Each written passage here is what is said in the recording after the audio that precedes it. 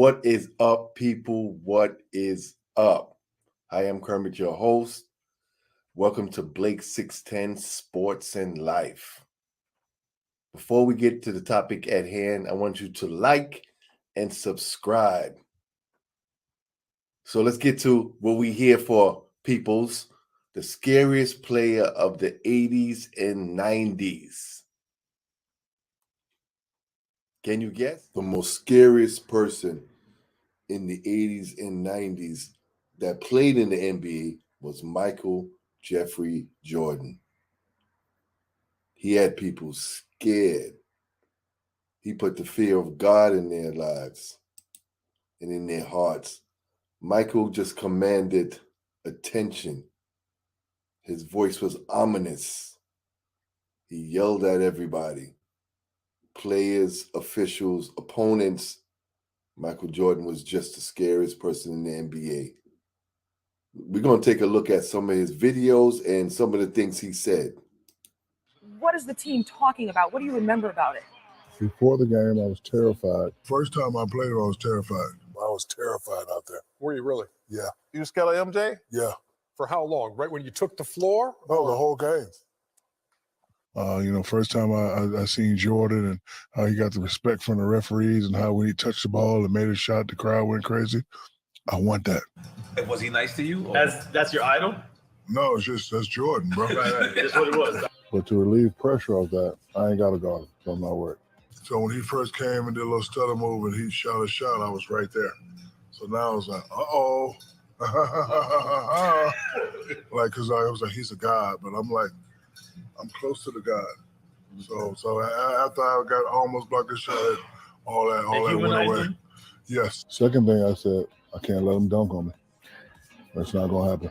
One, he's the greatest player. Two, I was worried about him dunking on me and I have to go back and, face the fellas. And then three, he was just so hot. I was like, man, this dude.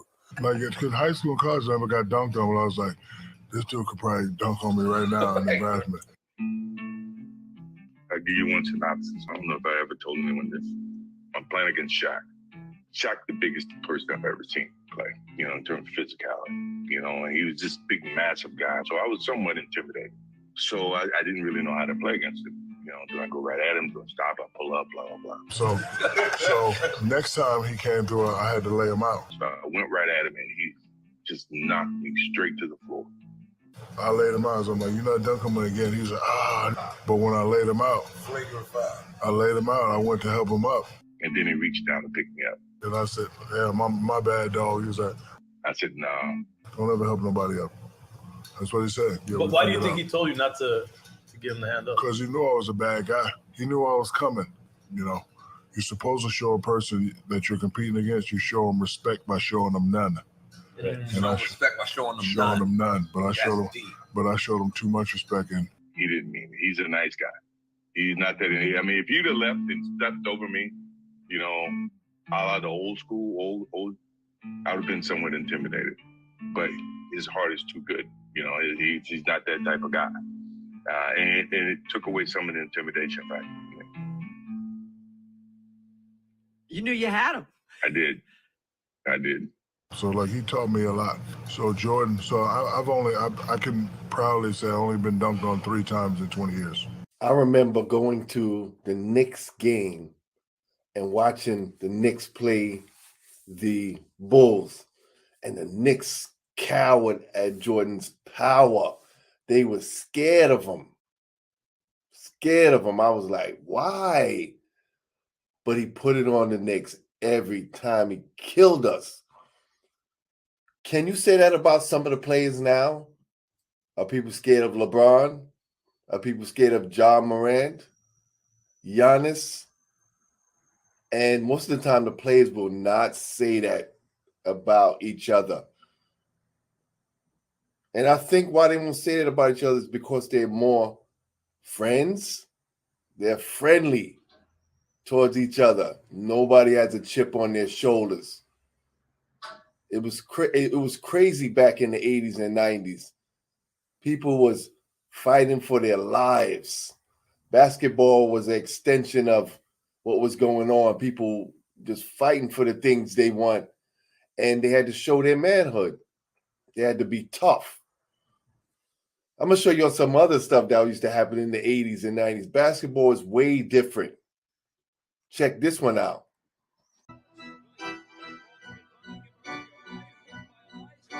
Isaiah Thomas frustrated against kicking Rivers in the head. Isaiah said he just was trying to get his foot on Thomas. On the pitcher. Good luck to Cartwright, wheeling inside, and he missed the reverse. Banged all over Isaiah. Cartwright and Isaiah go at it in front of the Pistons bench. I don't believe Cartwright's reaction. Doug Collins is out there. Chuck Daly is out there. It was exploded here. Late in the first quarter. Bill Lampier gets Isaiah out of there. Oh, Isaiah just threw a punch. And Isaiah's history. He's gone. Waves goodbye to it. Take a look. Here comes the punch. I tell you what, that was tremendous control by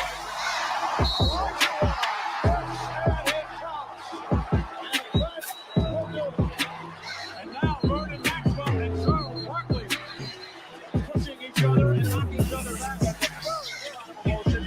But you also want to keep that under control as Barkley, the extra hard shove on Olajuwon knocking him hard before, which brought Vernon Maxwell into the play and right into the chin of Charles Barkley, who pushes off, and that'll send Maxwell to the showers quickly.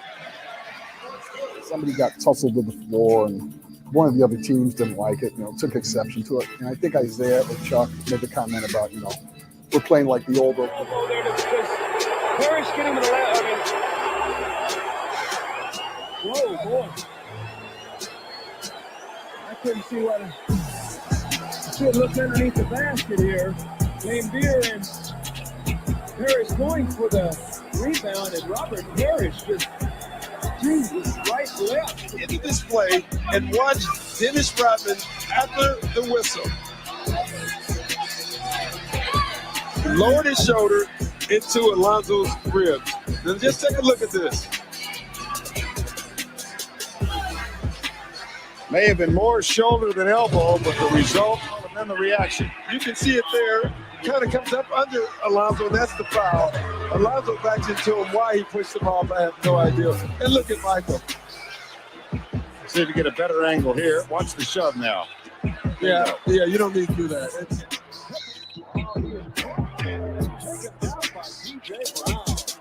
And all three officials immediately looking at one another to see if that's a possible flagrant foul. Scottie Pippen flagrant foul.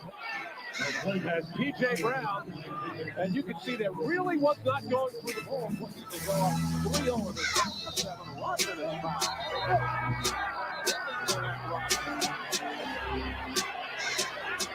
Rodman was over. It's hard to prevent the lay-in, but because Alonzo Mourning was up in the air to try to block it over behind the back. Oh, hard foul by P.J. Brown. Why the Miami Heat don't run forward. Look out. Bronny did not like the hard foul by Rodman and threw the ball at Rodman. And the hard foul, just a body block into John Crotty. We saw Dan Marley do this before, and Crotty just heaving the ball. Now just making judgments on the degree of the hit where Rodman is involved. Dennis did hold his ground there, but Scottie Pippen was playing that is all right, but Dennis Rodman coming over to check out Pippen, who was in pain. Whoa.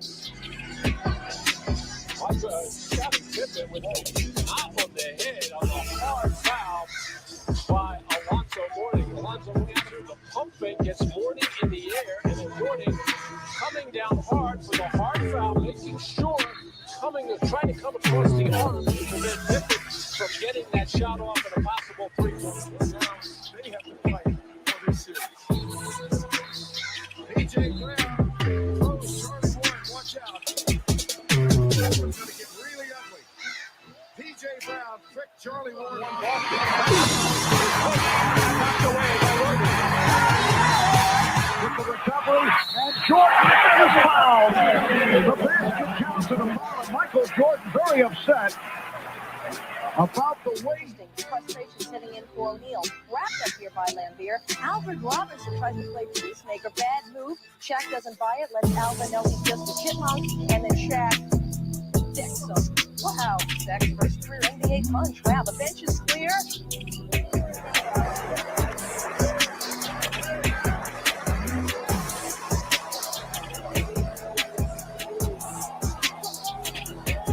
Tough love. I mean, you got to go out there and do your job. Go your ass down. Game time. That's 9, bitch. Hey, Scott Moore, where you mouth at now, homie? I remember I had like 10 points at half, and MJ didn't shoot the ball particularly great. So I was like, yeah, you're Michael Jordan, the guy that walks on water, you know? He looks at me. Second half, I ended only up with 2 points. So I had 12 for the game, and he ended up with a lot more. He was like, don't ever talk trash to Black Jesus. And I always That's refer to crazy. him Guys. as Yo, that's crazy. Black Jesus or that black cat. He had a lot of respect for guys who busted their butts. Yo, you see, he's crazy, but he's not that crazy. Mike was, you know, he was a straight up dude. Game. I'd much rather score less and win the game than lose the game and score 63 points. Larry Bird talks about that game like it was the new coming of Jesus or something. He paid me the highest compliment, and I think that was very gratifying that I earned Larry Bird's respect. Mm-hmm. He was popping and stopping. What Larry say? What Larry say? Tonight, I think I witnessed Jesus on the basketball court. Oh, Larry Bird, yeah. That wasn't Michael Jordan out there. It was God disguised as Michael Jordan. Rephrase that. I mean to cut you off. God in the basketball uniform. After the game, Larry Bird would say, I didn't think anyone was capable of doing what Michael has done to us. Nobody like him. Point blank. I never seen nobody play like he plays.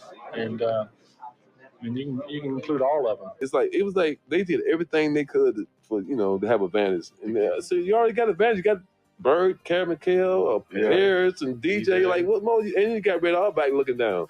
So it's hard to believe a guy scored that many baskets and they lose. But I know we started Dennis Johnson out on him, and then we went with Danny Ainge, myself, which it was really easy then when I started guarding him. Then Bill Walton, and we was trying to run him to help all the time, but he had his outside shot going so well that he really didn't need to penetrate that much. Got it. 63 for Jordan. It was crazy, but it was, the fans back then, like, they not, they was like, they saw good basketball. The teams that you don't see that consistency in what they do on a night, one night they lose by 30, win by 20. No consistency. It's crazy. Playing against Michael was also a dream come true. He was the greatest player of all time. And he proved it every year, from a broken foot in his second year to all the stuff that he had to deal with the loss of his father, coming back from baseball, and the things he did. So Mike had to also deal with the reporters. Back in the days, the reporters had no chill factor. The reporters would be on you. They would come after you to get their story. They would say things about you. There was no ethics. They just needed to get their story. So some of these reporters wrote Michael off. So Michael was like, I'm gonna show these reporters. Because if they're gonna come at me, I'm gonna come at them too. So listen to how Mike dealt with the reporters. And kept their hopes alive. We go back to Cleveland for Game 5. And welcome to the Richfield Coliseum for Game 5 between the Chicago Bulls and the Cleveland Cavaliers. Up to that time, the franchise, the history of the Bulls was blowing leads. And you're like, oh my God, this is going to happen again. They're going to do this. They're going to blow this. They're going to lose this series to Cleveland. So game's about to start, and there was two other beat writers. Beat writer from the Sun-Times, Lacey Banks, and Kent McDill from the Herald, and me. And Lacey's picked Cavs to sweep in 3. Kent's picked the Cavs to win in 4, and I picked the Cavs to win in 5. Game's just about to start. And Michael walks over to Lacey, and he points to her and says, we took care of you, And he looks at Kent and he says, "We took care of you." And he looks at me Yo, and he he was takes care of vicious. you today. Right after the reporters.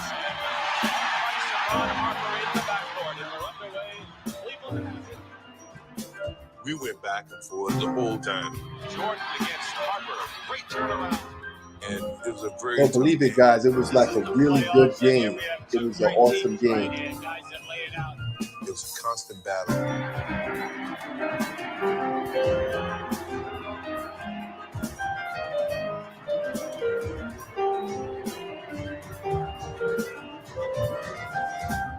The last 2 minutes of that game was just insane. I mean, it was like, yeah, man, we scored, yeah.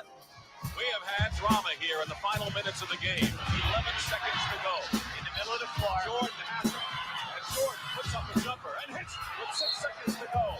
Jordan hits the basket and now has 42 points in the game, and the Cavaliers have called a timeout. We get the ball with 6 seconds left. Craig is on the inbound. So Craig is probably we were not thinking Craig Elo, right? And so Coach Wilkins draws up a great play. He's got 2 decoys and Mark Price and Ron Harper and Brad Doherty all on the offside. we're so much shredding the other way towards Mark and to Larry and trying to figure out what was going to happen. Obviously, Harp's there. And Coach Wilkins said, throw it high to Larry and then just cut hard to the basket. And they're going to try to think that we're going to Mark. And we're not. We're going to go right back to you. And Craig gets the inbounds pass to Larry. I'm checking Larry, so I'm ready for Larry to make a move. Larry Nance is on the post on the ball side, and I'm throwing it into him. We see Craig dart. We didn't catch that at the end, right? And it was a simple give and go, and it worked to perfection. It's it into Nance, gets the ball back, drives to the hoop, lays it in with 3 seconds to go.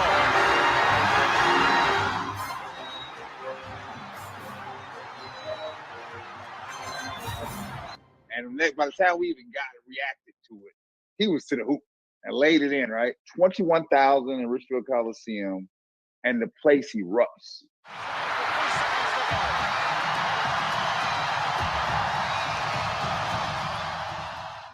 As soon as he makes his layup, and I've told just a few people this. You talk about walking to the bench, Kenny? What I say to myself, right? I don't know what anybody else says. I say we're screwed. That's what I said. We're screwed. It's only 3 seconds left on the clock here. He hit what would have been the winning bucket with 3 seconds left to put Cleveland up 100-99. After we scored, the Bulls called timeout, obviously, to advance the ball. When we went to the sideline after I scored, and we're up by 100-99, we had the luxury of having a timeout left. Cleveland has 1 timeout left. So we were going to do what every team did, was let them go out and set up and see how they were. We're going to wait for Chicago to come out, set up, call our timeout. So that first timeout, we're not even discussing anything. We're just waiting for the 60 seconds to go away. In the timeout, Doug Collins, our coach, is like, okay, we're going to do X, Y, Z. Brad, you got the ball out. We have no timeout. Nothing. Right. We have nothing, right? And 3 seconds remain. Chicago, with the timeout now, has only a 20. That timeout that the Bulls called, while Brad and them were discussing the play and who he was going to throw it into and everybody, we were just over there catching our breath because we knew that we were going to go back out, and then we called timeout and then come right back with a timeout. You'll see the drama unfold. The big thing here is that you jam the passer or you put a lot of pressure on the man. Now, Nance is laying off him right now, but watch to see if he runs at the ball or he picks up the cutters coming to the ball. And we went out. Michael set up right at that free throw line, and I walked out straight to him, and I said, Mr. Jordan, I said, we're going to call timeout, and I'm going to go back, and I'm going to say to Coach, this is what you told me. And I said, you're not going to score. And he didn't even really say, but his eyes said 1,000 things because, he had his hands on his shorts like this, and he just kind of looked up at me like that and rolled his eyes. We call timeout, or we had a 20, so we go back over. The Cavaliers have used their last timeout. after they checked Chicago's alignment. We knew they had a timeout to burn, so we figured they were going to get a quick look at it. And so we just dummied up the first timeout, right? Here's our story here at Richfield Coliseum. One of these teams will advance. It has been a thrilling game. The Bulls have 3 seconds to try a shot and try to win the game. When we go to the huddle again for the second timeout, it's really erratic in the huddle, right? Obviously, everybody's got a lot to say. Doug is saying his bit. The fans are screaming loud, right? We're down to 3 seconds on the clock. In my mind, I'm thinking it's only 3. I got a 5 count to get it in, and there are only 3 seconds on the clock. And I'm thinking about how am I going to get this ball around Larry? As we're walking out, this is what Michael tells me. In all this pandemonium, Michael says, "Brad, just stay with me. I'm going to get free. I'm going to get free." And so we went back out. Coach Wilkins decides to double Mike, which wasn't a bad play, right? It's 3 seconds on the clock. That at least gives me a look, right? I'm not bothered by long hands, long arms. I'm not bothered by that at all. My only thing now is thinking, can I get this ball to him? Because you go back and look at the tape, Craig. Did anybody else want that ball? No, everybody was on the far baseline. Yeah. Hey, Kenny, you know what I'm thinking? If I don't get this ball to him, I'm screwed. We drew a play where I was coming to the ball, but I only had time enough to get one dribble and get a jump shot off. We were going to live and die with that scenario. So I was doing everything I can to get the ball. Everybody knew where the ball was going to go. Everybody in the building know where the ball is trying to go. We know exactly what they got. You know, they had Craig Elo on me at the time, which, you know, honestly was a mistake. Because the guy that played me better was Ron Harper. I said, "Coach, I got MJ. I got MJ." So the coach tells me, "I'm going to put Elo on MJ." And I'm like, "Yeah, okay, whatever. Fuck this bullshit." I get the ball. Kenny is a 5 count. I'm going 1,001, 1,002, 1,003. I said, 1,003. It's going to work. I'm looking around. I scan the crowd real quick. Nobody else wants this thing. We get to 1,004, and he only gets free at the end. Craig slips a little bit. I tried to make it as hard as I could of guys getting around me, but I would take the middle away most of the time because that's the most dangerous point. And he gets free because he shoved Larry and threw Larry off a little bit before Larry could recover. Yeah, Larry kind of went with the okey doke there. And then it left me chasing him out to the wing. As soon as he caught it on the wing, he was already coming back to the free throw line, and my momentum was going the other way. So now I'm running to this way to catch him, and it gave him time to get down, get his dribble up, and get the launch shot that goes up. And I think, and I'm standing there, it seemed like eternity. It seemed like eternity. I just get my hand up, but he stops on a dime and goes straight up. And if you watch, he kind of double clutched the shot. And as soon as I went by, he let go and had a clean look at it. And the rest is history. And this shot goes through Kenny, and I just sprint across the floor. That's crazy. Yo, that is crazy. I remember seeing it like it was yesterday, guys. Yo, Mike put the dagger in there. When it left his hand, did you know it was you know, not really. I mean, when I was I could really sentiment with Craig Elo. It didn't look like it was going in. I mean, it looked flat, and I think. But now that I see it on slow motion, I just didn't think it was going to go in because it did hit some of the rim. So that's shoulders was square, everything was square to make it sure that it came in, that it went in the basket. He wasn't moving to the left nor to the right for another 8 years in the NBA, but that became what he was known for. My signature moment with Gatorade and Nike awesome. and all of those is me going to the floor and Michael jumping up and down. I actually saw that after he watched it go in. You're going to be associated with commercial, something like the that, Gatorade who better was be associated with than something I saw. Michael. I feel very Actually saw the vindicated when we game. started the playoffs. The dim look that everybody was giving us. And that Even I this asked you brought to him into prominence. And Mike definitely started his reign, started being the man even more. Even young Kevin Garnett had to learn about Michael Jordan, because Michael Jordan perfected the stuff from the 80s, that the fights and everything, he was a little bit more shrewd. He didn't fight as much, but this is what he did. He used it on the court. Listen to what Kevin Garnett had to learn. Nigga, yo, you killing that motherfucker. Can't guard you. And I wasn't talking shit to him. I was just gassing JR. And then Mike was like, you know, sitting there like, he right there, but I ain't getting no foul. Like, man, you killing this nigga, keep on that nigga. I mean, shit, man, you killing me. Yeah. JR was like, all right, cool, yeah, all right, yeah, you got it, yeah. Good looking. You too, you keep going, because we was having some good games. Yeah. Keep going at him. I'm like, man, chill. It's like, what? I was like, he's standing right here, buddy. And you know, and KG was like, I don't care. So as I say that, I feel it. Hands on hips, legs locked. Then look, the nigga stabbed me for about 15 seconds. You feel that? So I start to feel it. There's two ways you can go in this. I can walk this off out like I don't even feel it and play it off and dummy out. Fuck that. Now I'm in here. I got I'm on. Wow, too strong for this dude, man. Keep killing this nigga. And then, you know, the ref wasn't ready with the ball, and I was just like, yo, keep going, yo, fuck that. You know, we ain't got nothing. Let's go, me and you, know, because I was kind of, you know what I mean? And he was like, all right. I was like, but keep on that nigga. That nigga ain't shit, man. Yeah. That nigga got on the back leg on me, like, oh, yeah. Yeah, you know I'm standing right here. Oh, funny, I got 30 niggas. I'm talking that like that. He talking street shit to Mike.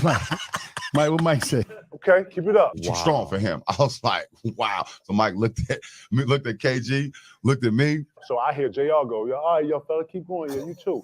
So he's trying to get me off and over. I don't even, you know. Now that I recall it, he was trying to kind of just get off and over. So he go. So I double back, go, and get ready to say something. So he go, hey, look, Mike, he don't really know how we. I was like, Mike, he don't know the rules of the game. So he's like, he don't really know. He excited. Man, he's just a young pup. You know what I mean? Mike, okay, you talking? So now MJ on the back leg joint. You know, leaning on you. Is that right? Okay, yeah, huh? Mike looked at him again like, okay. Looked at me like, okay. I said, what you looking at me like that for, right? I can't even really describe the next like 6 to 7 minutes of play, y'all. Went to the fourth quarter, man. That man got about 17 quick. Mike was like, all right. Man, that man had 40 in 3 quarters, man. Open from three, he'll take it there and hit. Big, fires. That was the real killer. Mad, looking at KG, looking at me, looking at KG. We get 2, not 1, 2 10-second calls. You know, when you bring the ball up, you got to get half court. 2 10-second calls. We down 25 now. It was just at 2. Mike had 18. He had like 40 now. MJ has been hot. Fadeaway jumper off the glass. Stops for 3. 82 Bulls with the lead. Michael, fadeaway jumper, baseline, and he hits again. Got money chasing over here. Hey, Davo, that's Brody. We locked in.